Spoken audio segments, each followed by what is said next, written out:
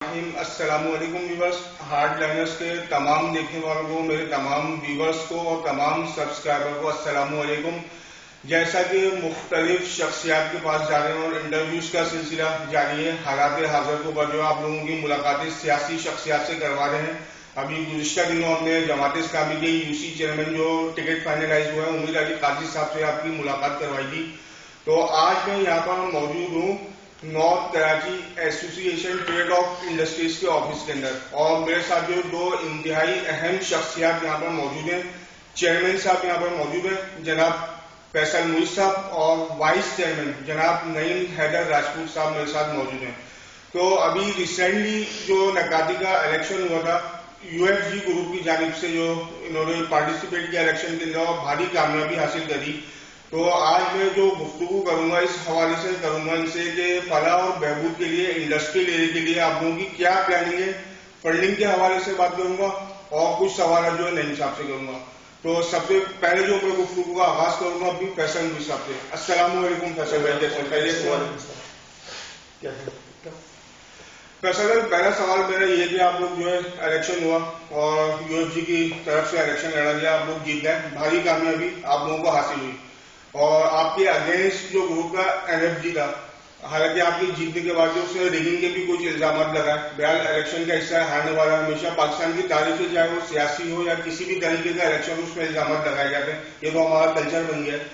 تو الیکشن جیتنے کے بعد آپ کی اولین ترجیح کیا ہے اس ایسوسی ایشن کی فلاح بہبود کے لیے اور اس انڈسٹریل ایریا کے لیے؟ بہت بڑا ایریا ہے، اس کی فلاح و بہبود کے لیے کیا کام کر رہے ہیں آپ لوگ؟ اعوذ باللہ من الشیطان الرجیم، بسم اللہ الرحمن الرحیم. سب سے پہلی بات تو یہ ہے کہ اللہ تعالیٰ کی طرف سے یہ پہلی دفعہ UFG جو ہے وہ سلیکشن کو نہیں جیتی ہے.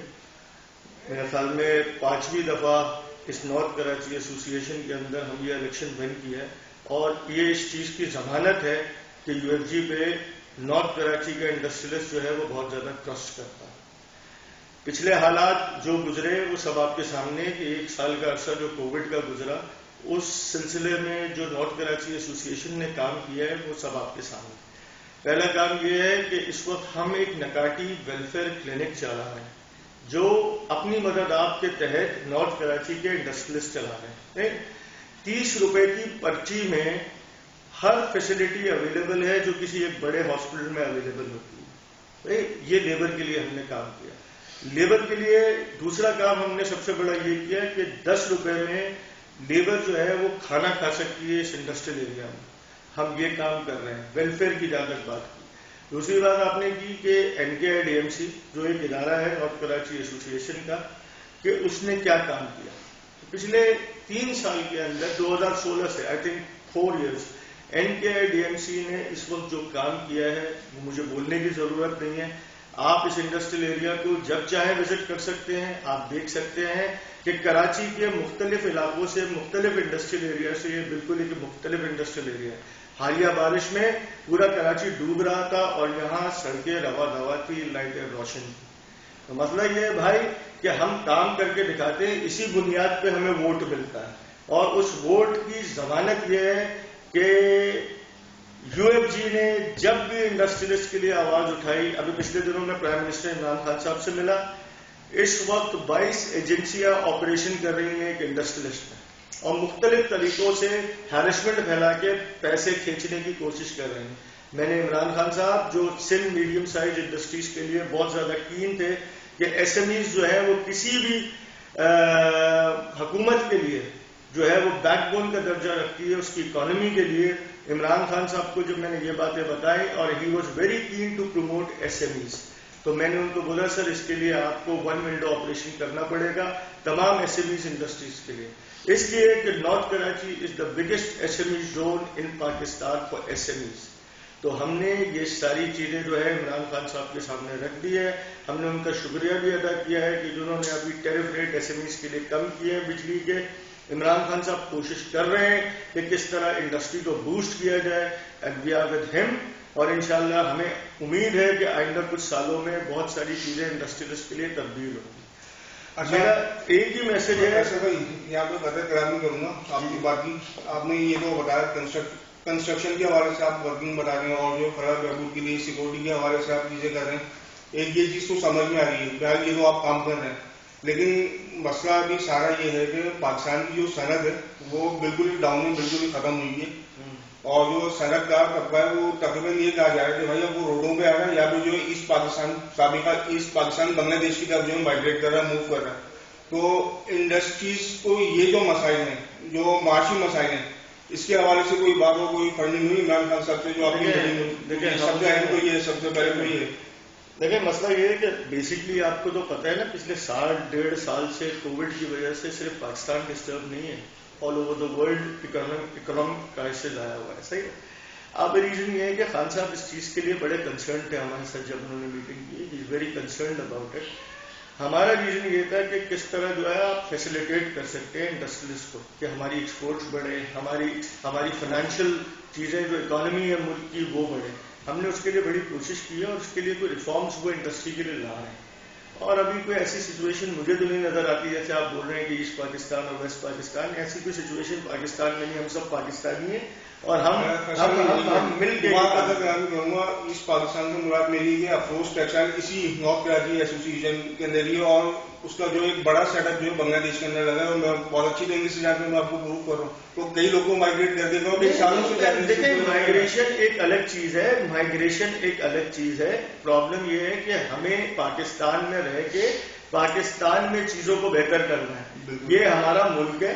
صحیح ہے. عمران خان صاحب اس کے لیے بڑے کین ہیں اور ہم سب مل کے اس کے لیے بڑے کین ہیں کہ کس طرح ہم پاکستان کو گرو کریں. We never thought about this thing کہ we will migrate from Pakistan and do something. We have to stay in Pakistan, we have to live in Pakistan, we have to construct Pakistan. This is our vision. اور میرے والد محترم captain موئز صاحب آپ سب جانتے ہیں جو پیٹرن چیف ہے آج تک، ان کا بھی یہی ویژن تھا. اور آج جو کام ہم UFC میں کر رہے ہیں وہ صرف ان کے ویژن کے تحت کر رہے ہیں کہ میرے والد صاحب ایک وہ شخصیت تھے جنہوں نے پاکستان کے لیے 1965 سے لے کے 71 سے لے کے جنگوں میں قربانیاں دی. تو مسئلہ یہ ہے کہ ان کا ویژن ایک ہی تھا کہ پاکستان پراسپر ہو، اور اسی لیے انہوں نے نارتھ کراچی میں ہمیشہ یہ کام کیا کہ ہمارے کو جو ہے وہ پراسپیرٹی ملے. تو we are doing that and we love Pakistan, اور انشاءاللہ we will work for Pakistan. We are with the government of Pakistan to work out for everything. اب کیا سوال یہ میرا جناب Naeem Haider Rajput senior vice president ان سے. نعیم بھائی آپ سے یہ سوال میں انٹرویو دے رہا ہوں الیکشن ایسوسیشن کا. یہ ایک میٹرو چینل کے اوپر میں پروگرام دیکھ رہا ہوں، اس میں کہا گیا کہ سینٹ بیسڈ الیکشن ہے. تو پہلے تو آپ مجھے طریقہ انتخاب بتائیں کہ کس طرح جو ہے سلیکشن ہوئی، جو آپ کا جو یہ پینل بنا ہوا ہے، جو آپ کا یہ پینل بنا ہوا ہے یہ کس طرح سلیکٹ ہو گیا ہے، اور بی سی کی جو ہے کیا اس کے اندر جو ہے خدمات ہے، بی سی کی کیا ذمہ داری ہے. پہلی بات تو یہ ہے کہ الیکشن جو سسٹم کا حصہ ہے. الیکشن ہم 4 سال سے اناپوز آ رہے تھے.